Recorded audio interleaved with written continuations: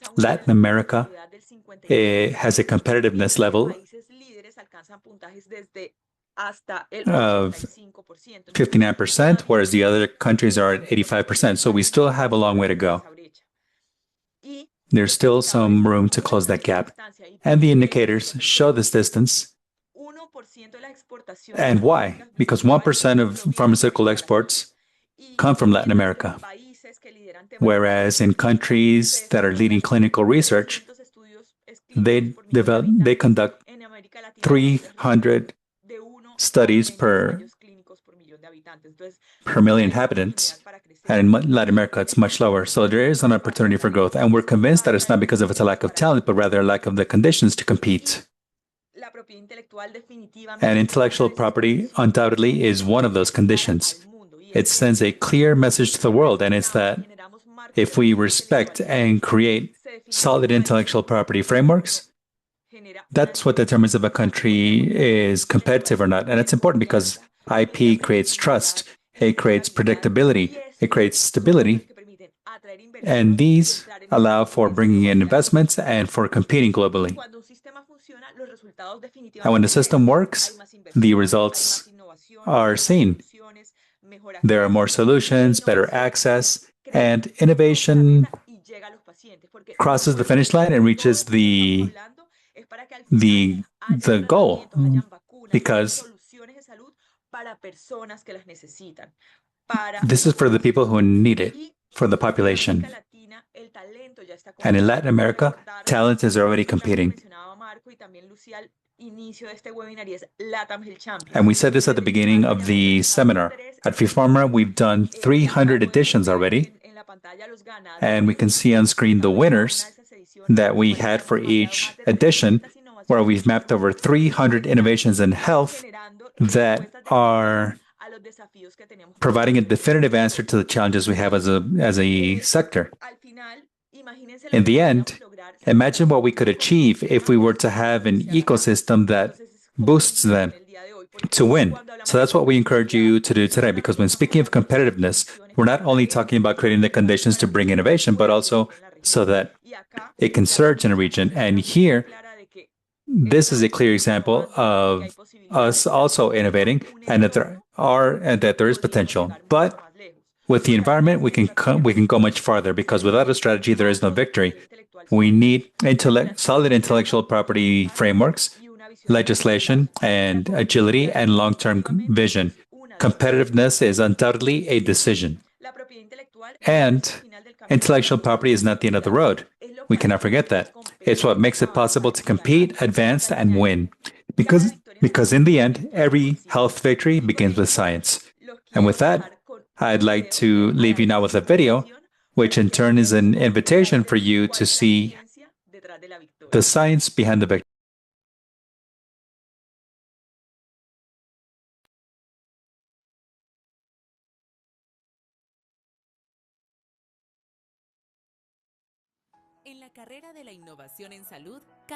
In the race for innovation in health, every advancement counts. And there's something behind every solution that makes it possible: intellectual property. In Premio, we tested a tool to diagnose and screen more efficiently women with breast cancer. We developed a silicone material with copper nanoparticles that is applied in medical devices, and developed an arsenic removal system for potable water. We created a platform that connects patient data to access health in a more organized way. These solutions came from science, but also from decisions that allowed for science to advance. For these ideas to leave the laboratory so they may grow, scale up, and reach more people, they need something fundamental: protection, trust, clear rules, intellectual property. Intellectual property and the certainty of our inventions allow us to scale up and take them to the next level. It makes it possible for ideas to reach patients and turn good ideas into a concrete solution. That is what allows for innovation to last and have an impact. Intellectual property protects innovative development in health. It allows for bringing in investments and makes it possible for innovation to advance from an idea to an ideal solution. Because behind every health advancement, there is science. And behind the science, there are decisions that make it possible. Decisions that incentivize innovation, boost progress, and bring solutions to those who need it. That is the science behind every victory.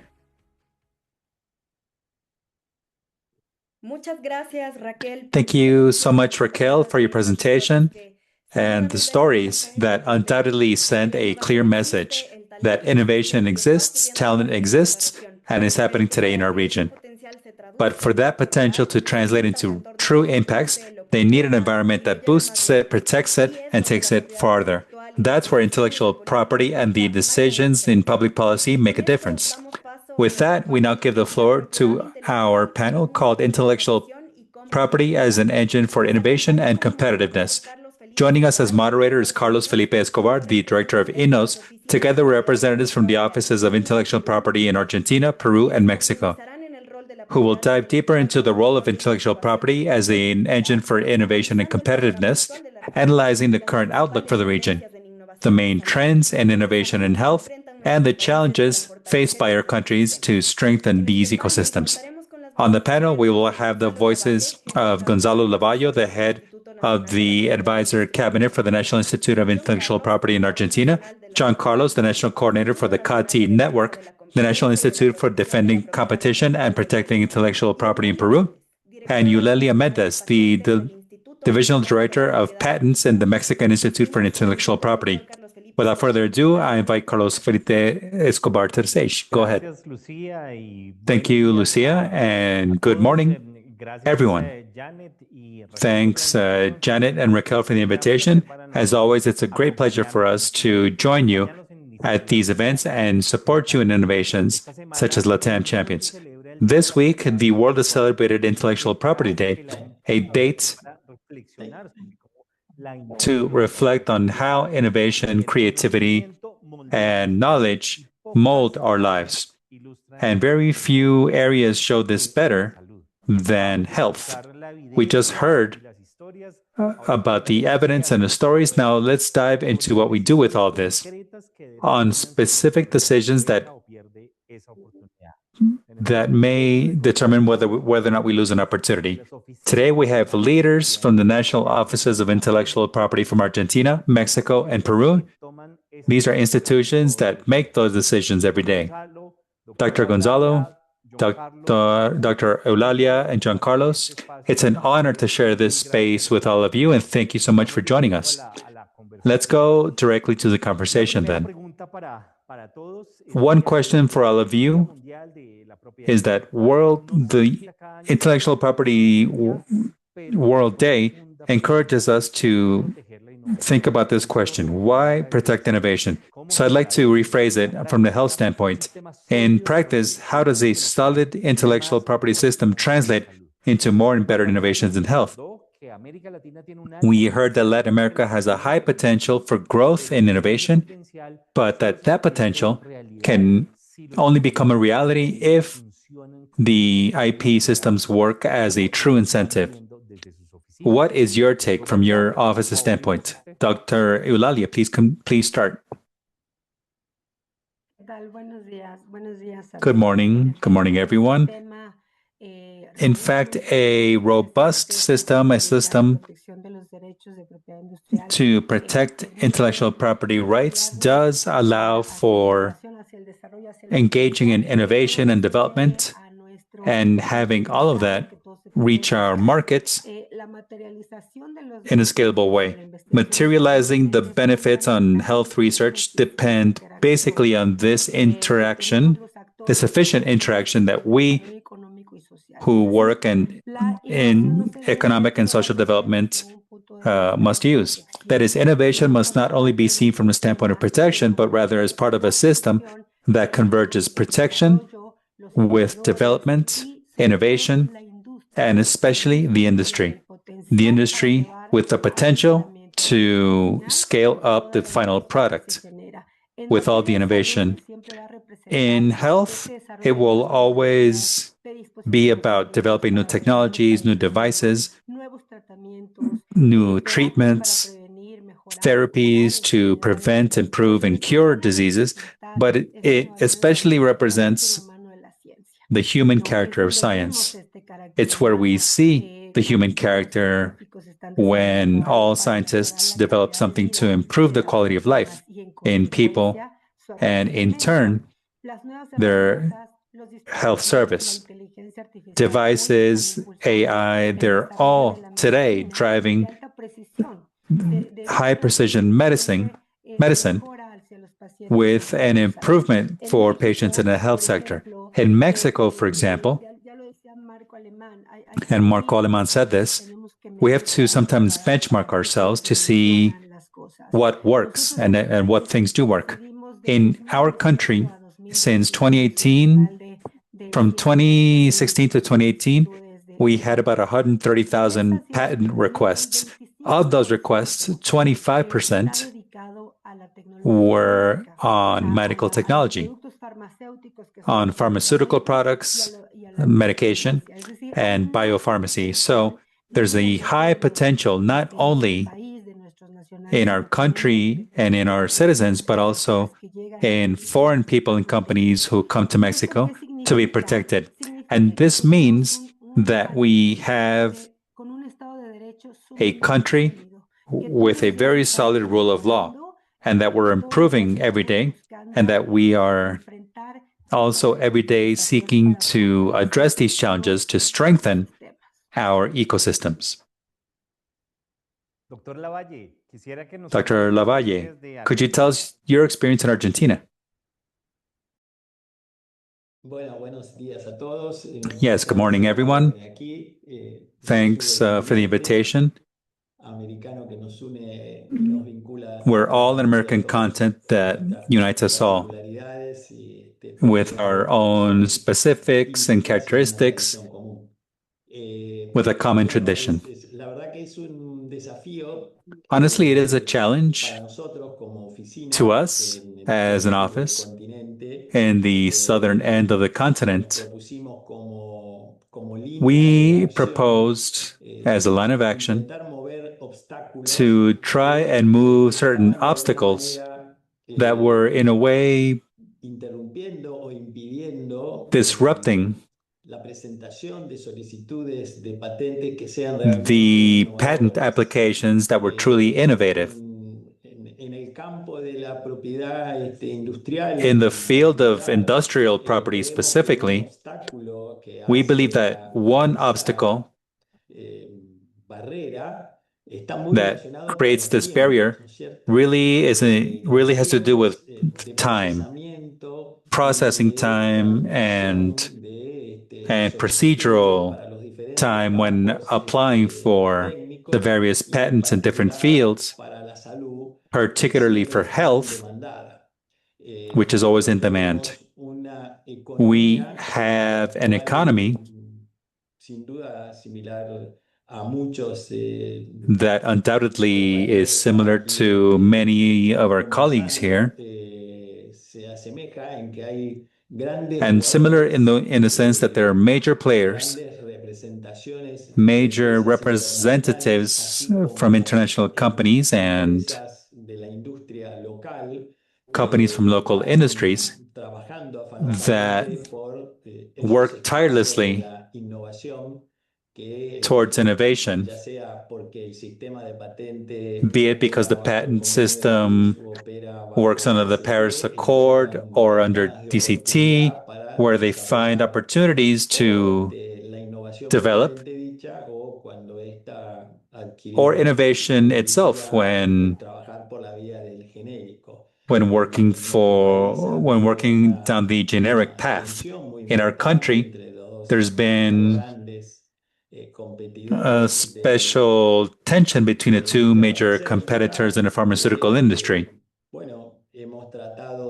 that we've tried to accommodate and tried to support to boost development and technology around health. We believe that there are actors who help when, via their requests, inspire true change, transcendental change, that change the entire medical treatment process from then on. So a certain therapeutical method or a certain composite for public health thus acquires a certain dimension based on its results that before were unreachable. Our goal then as an office is to support that innovation, not limiting ourselves to our office in Buenos Aires, but instead we are doing the work to create awareness by which we can plainly say that we now have 40 members between universities and research centers. And these research centers and universities, they're all working intensely to bring together research and innovation in health. We as a government organization have, as opposed to other countries, we have a regulatory phase for pharmaceutical products that go through yet another body, which is our National Medication Board. And we focus strictly on the patent.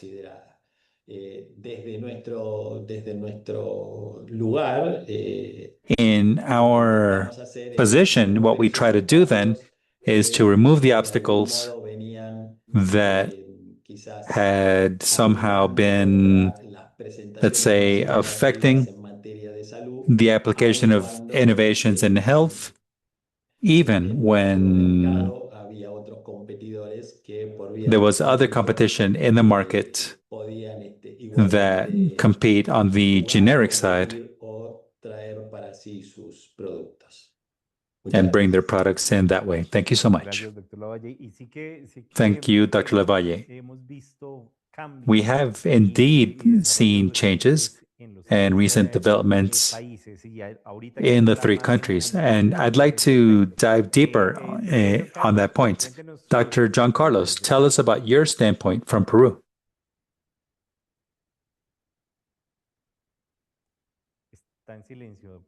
You're on mute.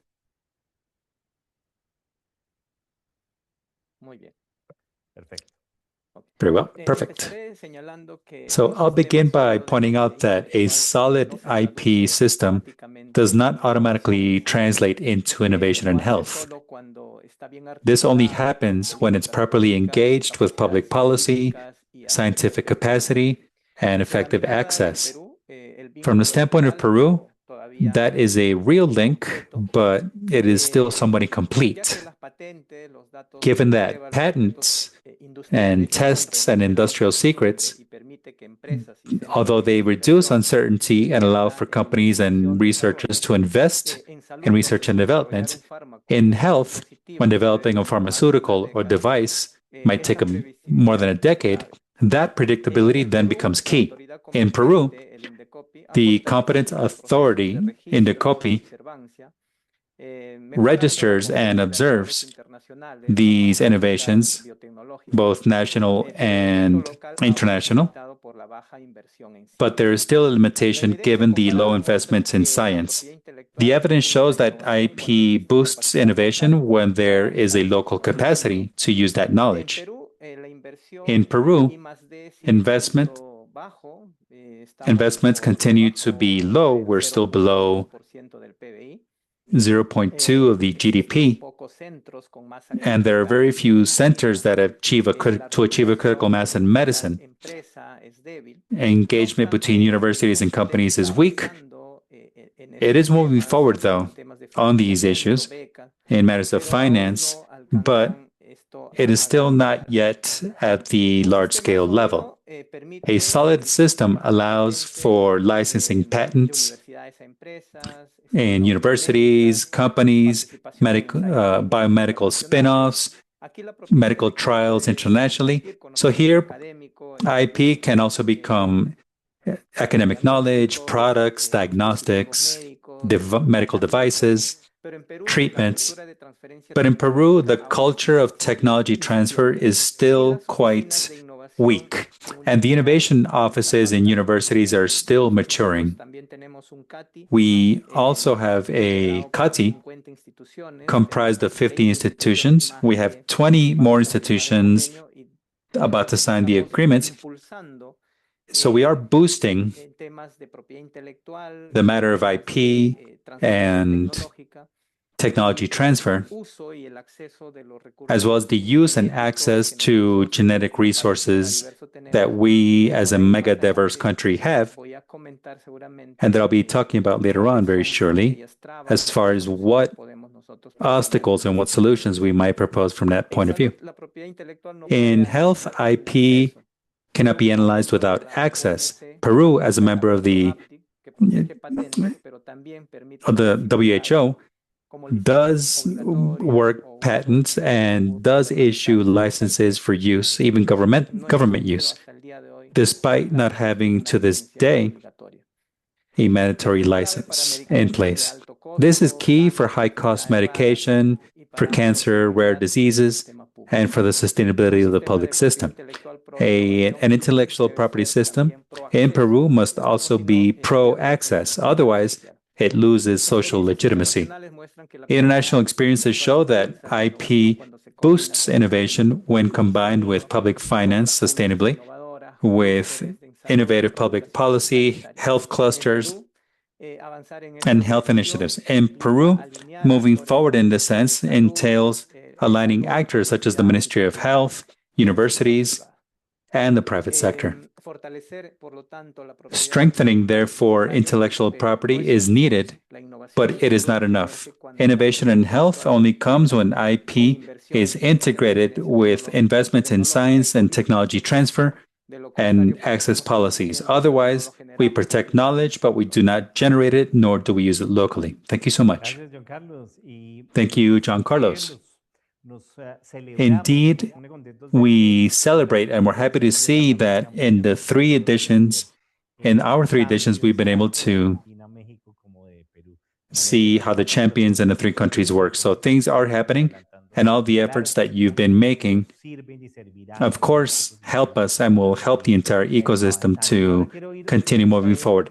I'd like to now dive deeper with each of you on local situations. I'll ask that you be very brief because we really want to have some comments in the end, but I'll begin with Dr. Lavalle. In Argentina, you've taken great steps around patentability in recent years, recent months. So my question is on the next frontier.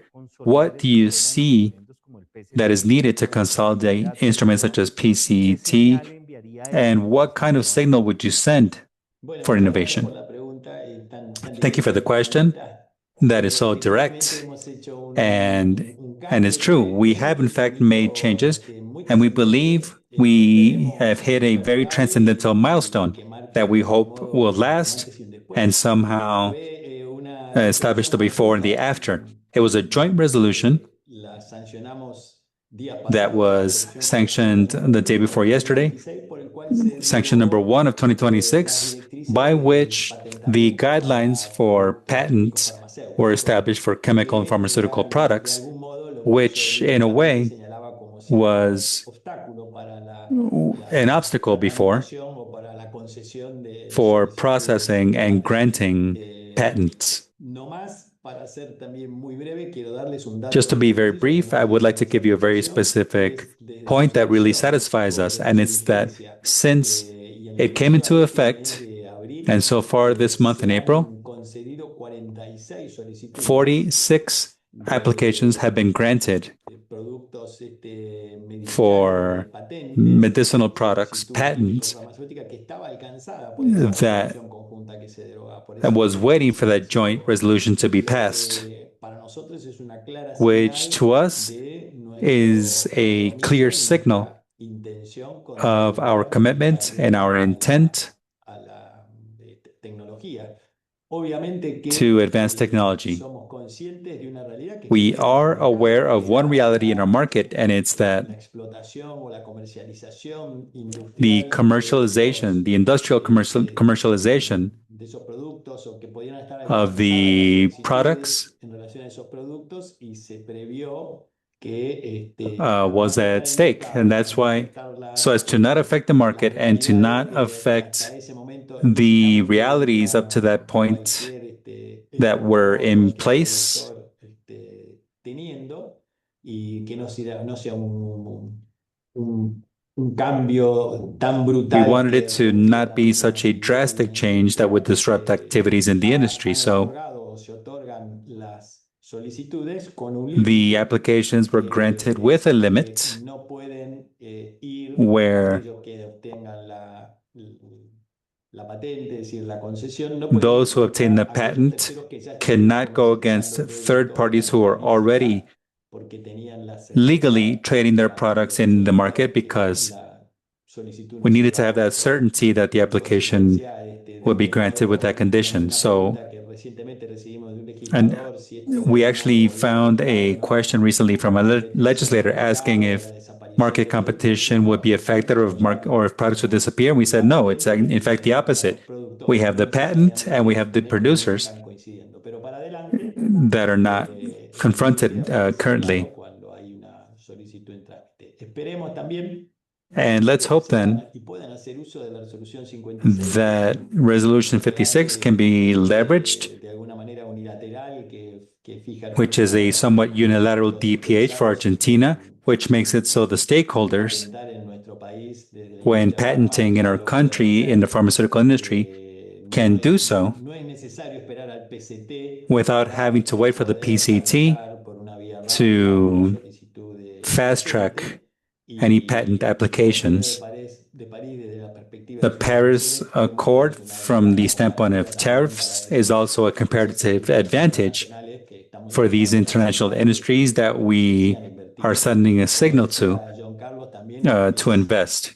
And like Giancarlo said, this goes together with public policy, where the country must provide the trust so that the investments are made.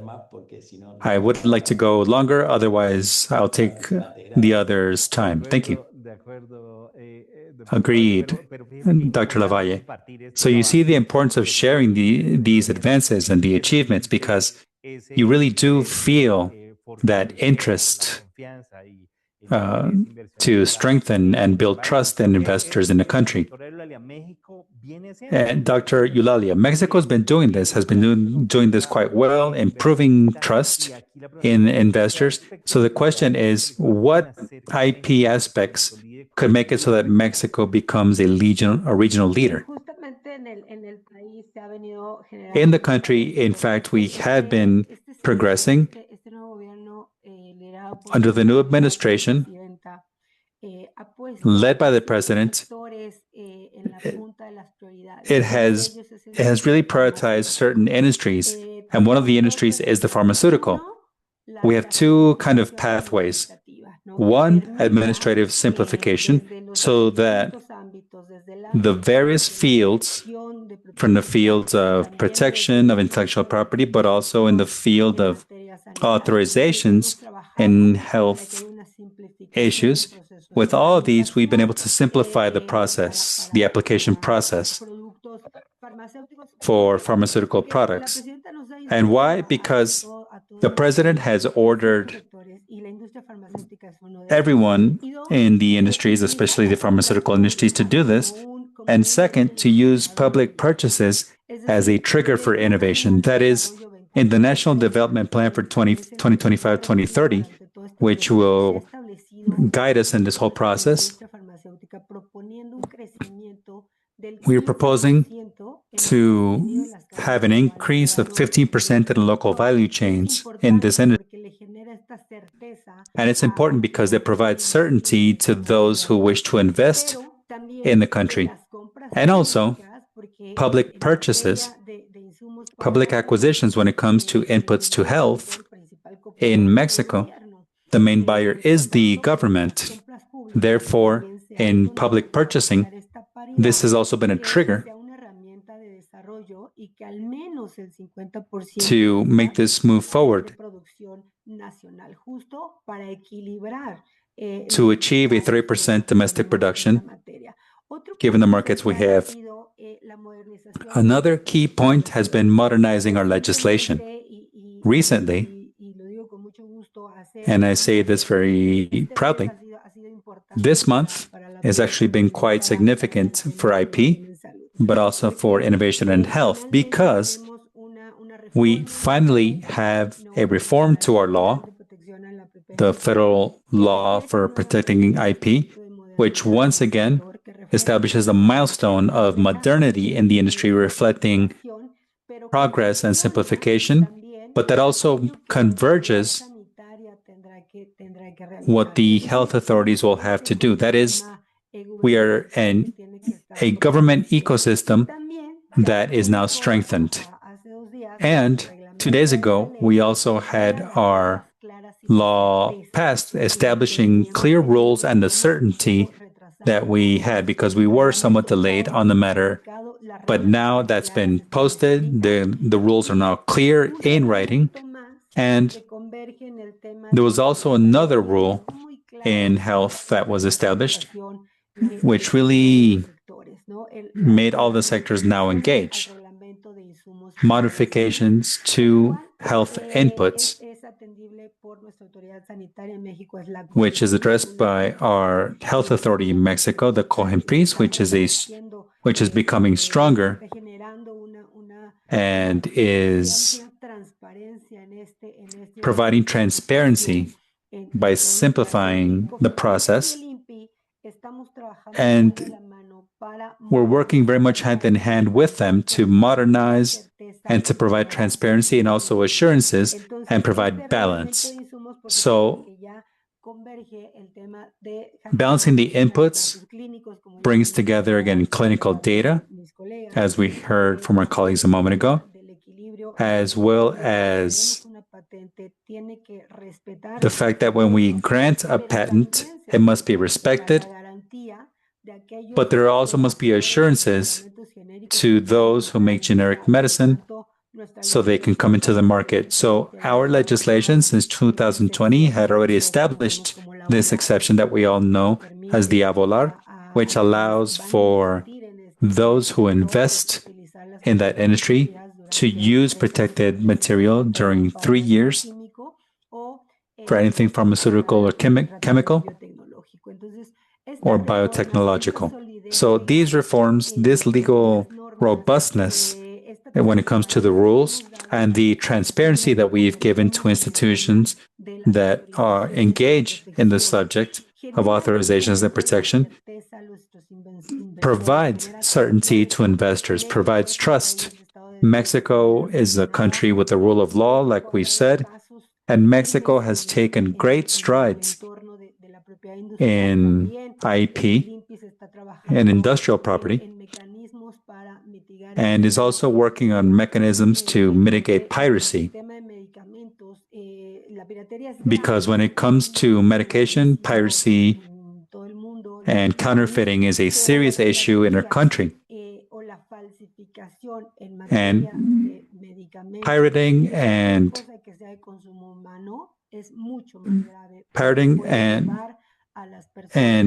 these false products is a serious issue in health because it may lead to people losing their health when making a decision to acquire medication that is outside of the control. So we at INPI have also had that very present to not only protect participation, but we also oversee that patents are not violated and that we combat counterfeiting that harms every country, counterfeiting and piracy when it comes to medication. So Mexico provides the assurances of protecting IP and ensures that and shows that Mexico is a country with the rule of law and is to be respected at every level. And that's why we have to enable competition and make sure that there are also generic medications to make things more affordable as far as health access and treatment.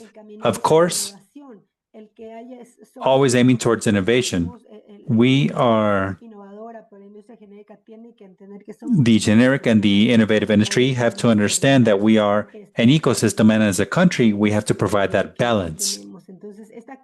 So this convergence of processes, this solid engagement between authorities is what is helping us to make Mexico strong, and it helps us to build trust using steady progress. And when it comes to the processes, it's about making them transparent, but also more agile, with engagement between the authorities coming together in innovation in health. Thank you, Dr. Eulalie. You both very well showed that strong IP surrounded by policies, strategies, and modern regulation to boost the ecosystem for innovation is key. And I think you've shown us the various ways in which progress has been made in Argentina and in Mexico.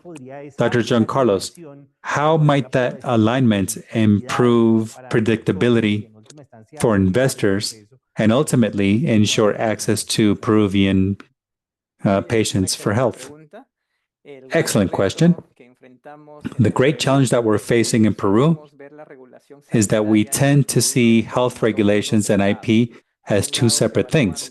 On one hand, you evaluate the patentability of an invention, it might be a molecule, a pharmaceutical, and on the other, you analyze the safety and efficacy of that molecule. However, for developers and for patients, the path to access is a single path. If institutions do not come together, the system breaks down. This is improved with predictability, what we call legal assurances. Developing a new device or medication takes years of development, as we've heard, and it's a huge investment. When a laboratory thinks about bringing innovations in Peru, they seek out clear rules. So if we're able to align our regulations and avoid gaps in the sanitary or health application process for IP, we reduce the risk as a country, and we stop being an uncertain market and become a reliable ecosystem where the rules of the game are all transparent.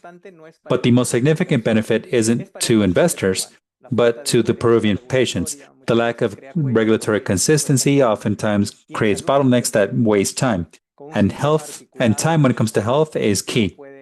With a predictable system, Peru can ride the first wave of innovative therapies with a clear environment which brings in investments and clinical trials for cutting-edge techniques. Therefore, aligning health regulations with IP isn't simply a bureaucratic effort, but instead it's about making institutions, science, and patents work in a single direction to ensure that innovation in health reaches Peruvian patients in a timely manner. Thank you. Great, John. We're coming to the end of this webinar, and I couldn't go without asking one very quick question that I'll ask that you please answer also as an entrepreneur, as a pitch for a think tank. And of course, it's for the three of you. If you had to prioritize one single specific action for the short term to strengthen the innovation ecosystem and health in your country, what would it be? Giancarlos.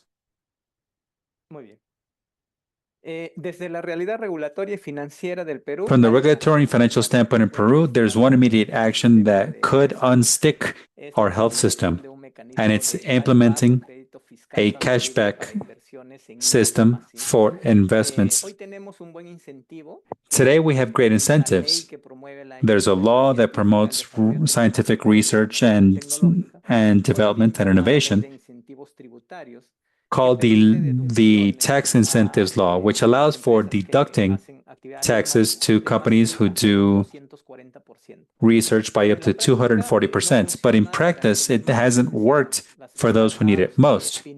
Startups and spin-offs in the early stages do not have profits and therefore cannot make use of that benefit. So they innovate but do not have liquidity. Cashback resolves that issue directly. It allows for startups that invest in developing, for example, a molecular diagnostic or an AI initiative or biotechnology, can turn that effort into immediate cash through a return or through deductions. And this is key for three reasons. First, it monetizes innovation from the beginning. Second, it allows for overcoming the main bottleneck, which is the death valley that we know is when projects go to die because of a lack of cash flow. And thirdly, it reduces the risk of private capital by making investments more attractive in biotechnology and medicine. We can improve clinical trials and access to genetic resources, but if we do not overcome the liquidity issue, we won't be able to scale up. So cashback is a powerful tool for the short term because it avoids having startups become stagnated with real solutions in health. Great, I love it, and hopefully our Peruvian champions will be the first to benefit from this mechanism once it comes through. Dr. Giancarlos. Dr. Lavalle.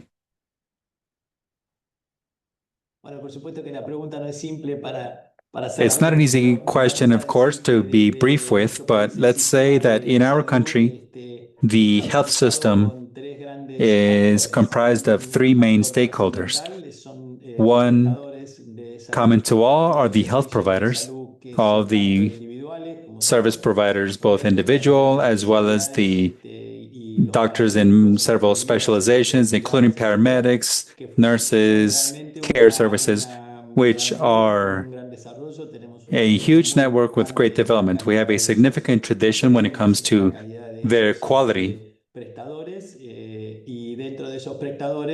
And of course, this would include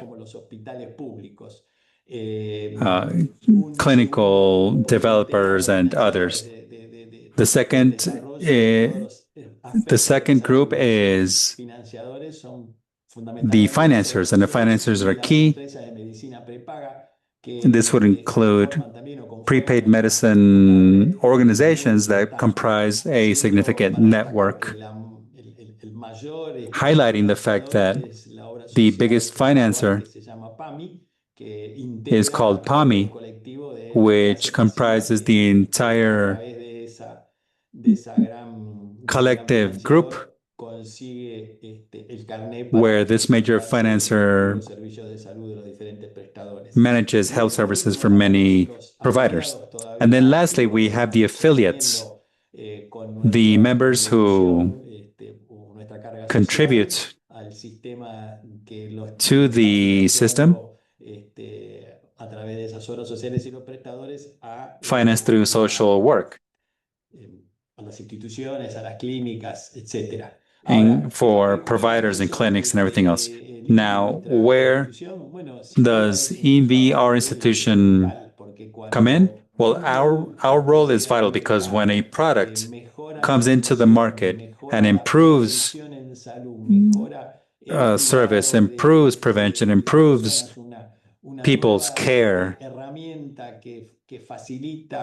with a new tool that facilitates what anyone would need,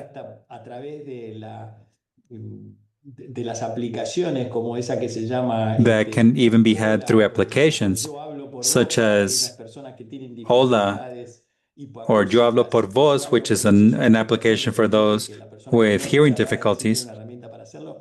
There's a tool for that.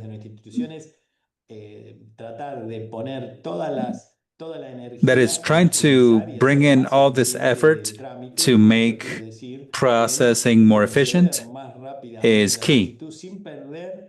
So we can grant requests faster without causing any inefficiency. So something that is absolutely innovative with an industrial application. Those kinds of applications are what we focus on. So all of our efforts really focus on that. And in fact, and just as a last comment, we passed Resolution 583 last year where so far since May 1st, it has allowed us to grant 900 brand applications in just 45 or 60 days. And I point this out because we all know that a patent, be it a molecule, whatever it may be, then sends a distinctive signal. And innovation, which is so disruptive and so fast, does require, in fact, a fast response. We were taking 6 months, 8 months, even up to a year before to grant an application. The industry cannot wait that long to go into the market. It cannot simply wait that long. And entrepreneurs also cannot wait 6 months to a year because businesses move fast. So that's part of that. Those are some of our priorities. Thank you. Wonderful. Thank you, Gonzalo. Dr. Eulalia, your priority to strengthen the ecosystem.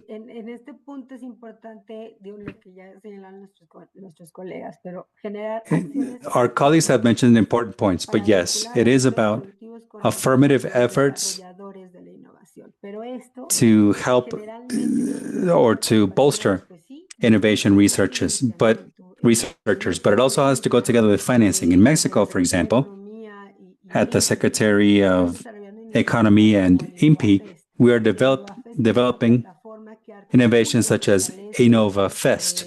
InnovaFest is a system that improves the ecosystem by finding strategic partners between industries and investors and decision makers to empower innovation.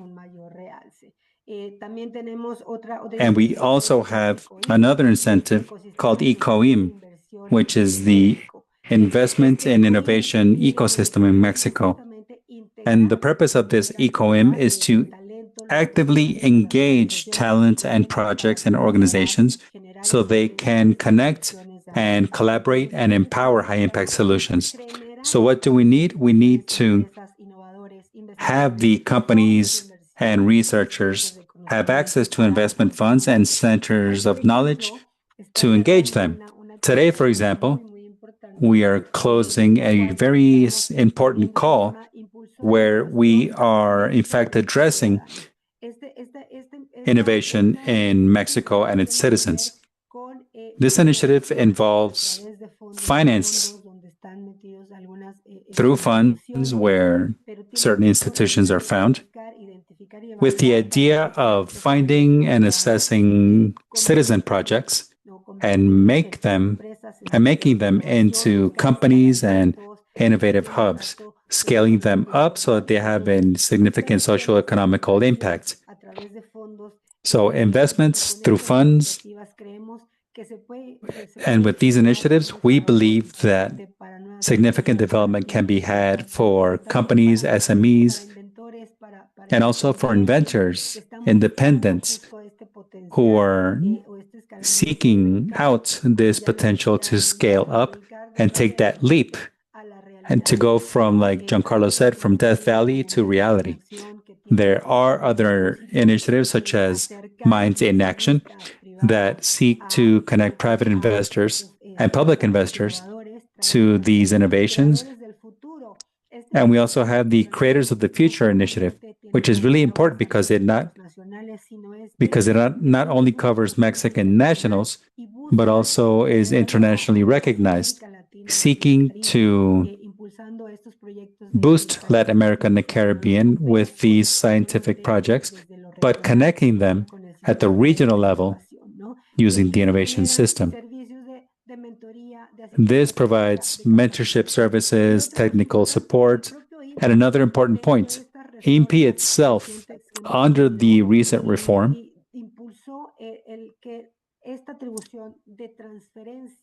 promoted the fact that this transfer, this support to innovators in transferring knowledge to make it more robust. So today we have much clearer and better driven efforts behind the support that encourages developers so that we have the products in the market and so they benefit all Mexicans and people living in Mexico. Wonderful. I really want to thank the three of you for your generosity and enthusiasm in sharing the challenges on one hand, but also, of course, the progress being made. I do see a common theme around stronger IP systems supported by strategies that, in the end up strengthening the role of Latin America as a driver for innovation for its people, but also for the rest of the world. We thank you very much for participating, and I will now leave you with Juan Carlos Suarez, our Director for Legal Affairs and Innovation at Universidad del Bosque, the UDB University, to provide some closing thoughts. And again, thank you so much, Gonzalo, Giancarlos, and the others for your participation. And Eulalia. Good afternoon. Thank you, Carlos Felipe. I would just like to make some specific comments.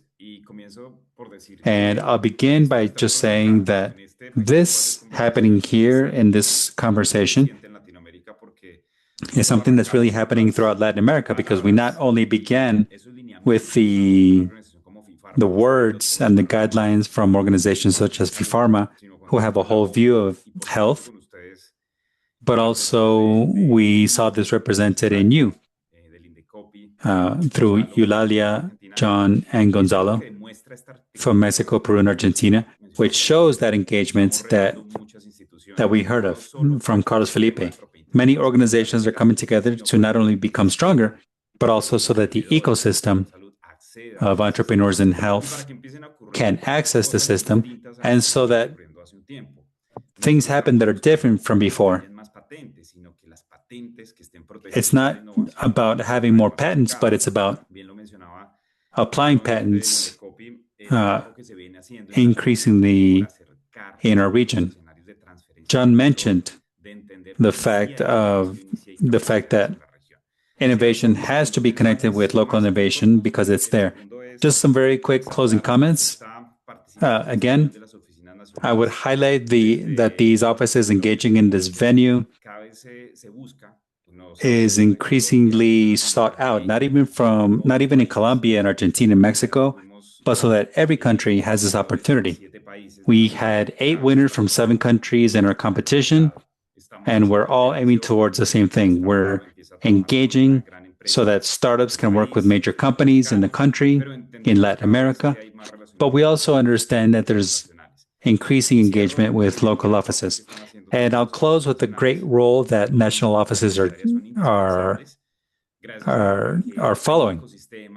These offices are essential given that there are laboratories, there are innovations that are constantly changing, and something really interesting is happening, and it's that we're increasingly seeing that encouragement to entrepreneurs in the industry to continue to innovate.